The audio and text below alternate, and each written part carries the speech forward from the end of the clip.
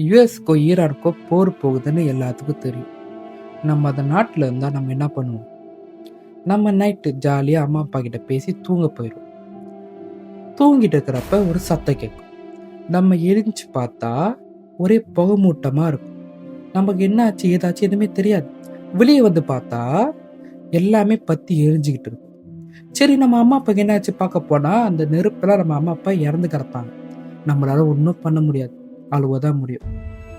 அப்படி இப்படி நம்ம சர்வைவ் பண்ணிட்டாலோ அந்த நாள் நமக்கு தேவைப்பட்ட ஒரே விஷயம் அந்த டைமில் காசு பணமும் இல்லை, சாப்பாடு. சாப்பாடு கிடைக்க ரொம்ப கஷ்டமாக இருக்கும். ஏதாச்சும் கீழே இருக்கிற பார்த்து சாப்பிட்டாதான் வாழ முடியும். நிம்மதியாக தூங்க முடியாது. ஏன்னா தூங்குறப்ப ஏதாச்சும் பாம்பு போட்டாங்கன்னா அந்த பயம். தூக்கத்திலையோ பசிலையோ அந்த பயத்திலையோ நம்ம அப்படியே அலையணும்.